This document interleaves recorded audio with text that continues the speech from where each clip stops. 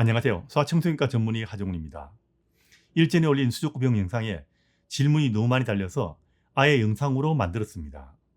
관심들이 많으시니까 영상으로 따로 만들었는데 수족구에 대해서 궁금한 점들은 대충 다 포함된 것 같으니까 끝까지 보시고 참고하시기 바랍니다. 그리고 이 영상 보기 전에 이전에 올린 수족구 영상을 먼저 보시고 이 영상을 보시면 이해가 더 쉬울 겁니다.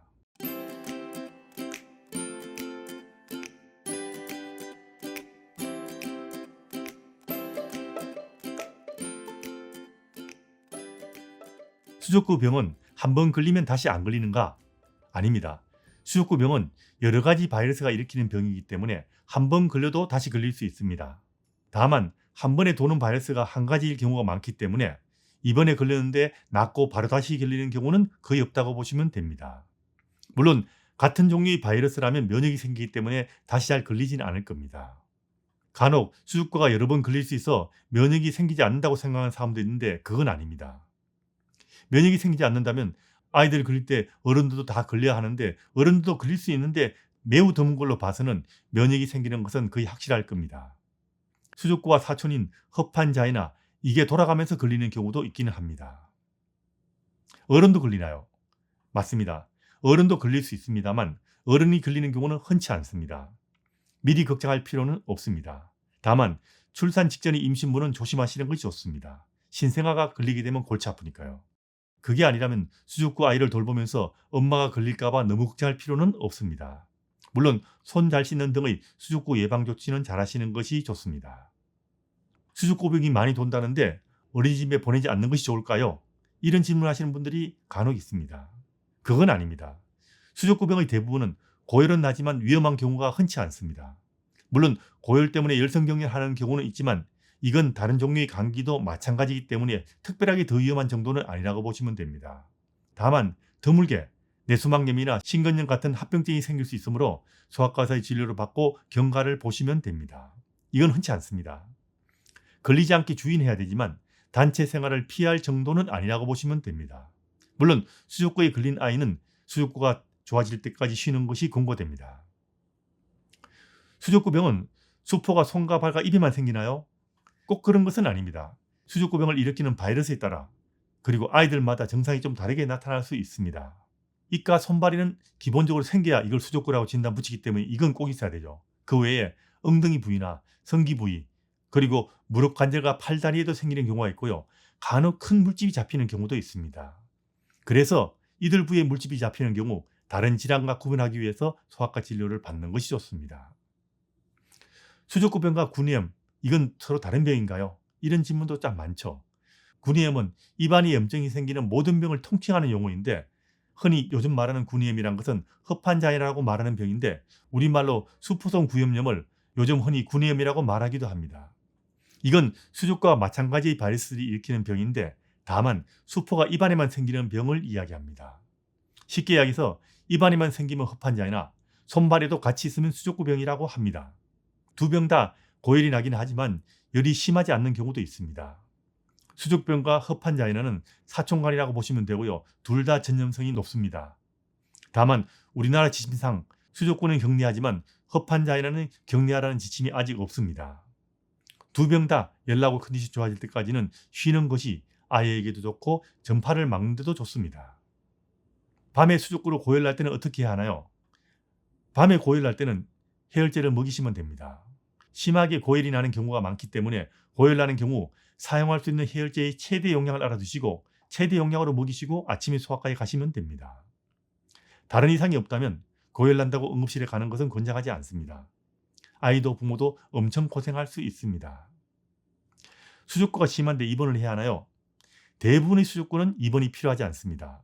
고열 때문에 입원하는 경우는 없다고 보시면 됩니다. 다만 탈수가 심한 경우는 수액 맞으면서 필요한 경우 입원할 수 있습니다.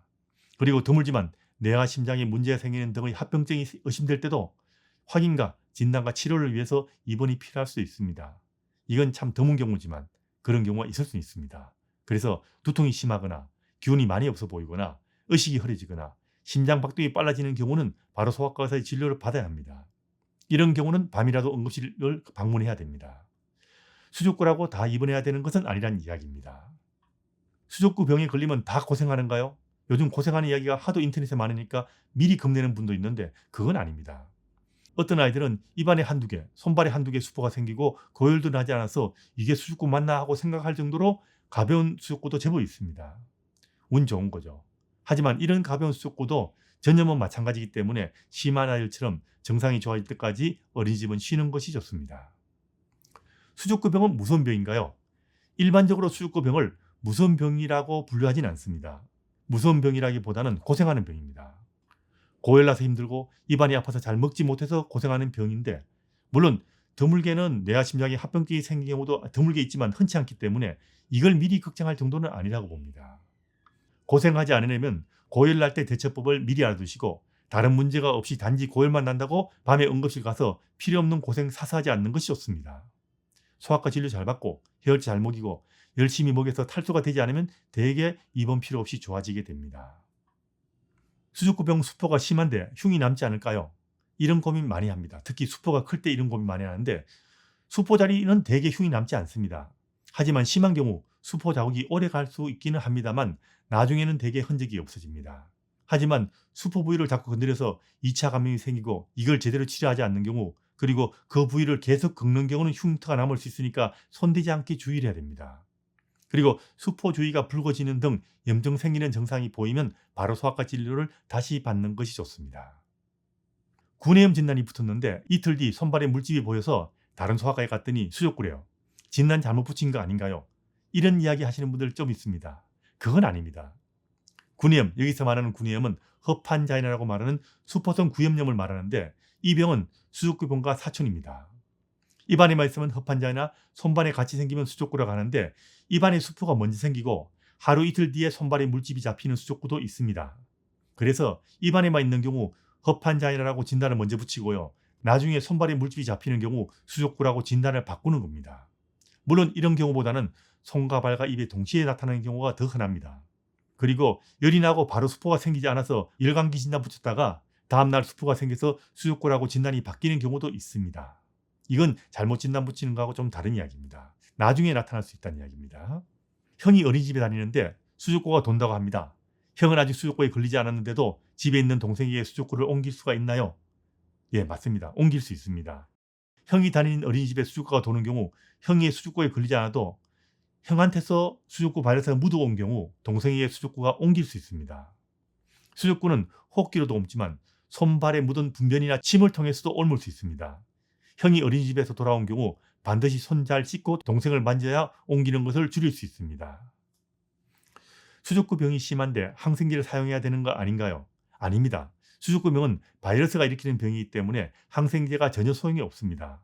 다만 2차 감염이 의심되는 경우는 항생제를 사용하게 되는데, 만일 수족구인데 항생제를 처방하는 경우 왜 항생제를 사용했는가, 이거를 처방한 의사에게 물어보셔야 됩니다. 아마 다른 2차 감염을 의심해서 사용되는 경우가 있지만 수족구 때문에는 항생제를 사용하지 않습니다. 아무리 심해도.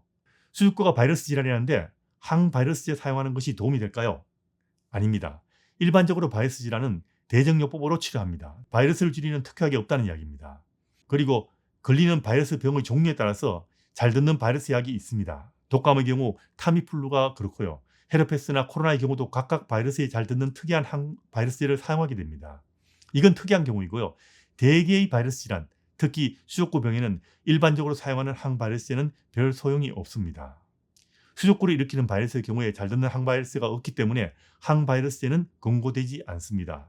물론 의사 개인의 판단에 따라서 항바이러스제를 사용하는 경우도 있지만 일반적으로는 항바이러스를 사용하는 것은 권장하지 않고요. 그렇게 사용하지 않고 치료를 합니다. 열이 떨어지면 해열제 사용을 중단해야 되나요? 일반적인 감기의 경우는 열이 떨어지면 해열제를 그만 사용합니다.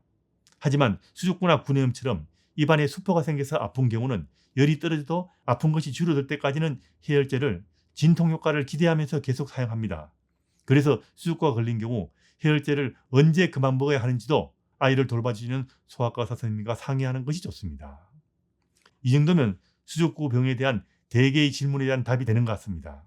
수족구가 의심되거나 수족구 진료 중이라도 아이의 상태가 바뀌면 고민하지 말고 바로 소아과 진료를 받는 것이 제일 좋고 안전하다는 것 잊지 마시기 바랍니다.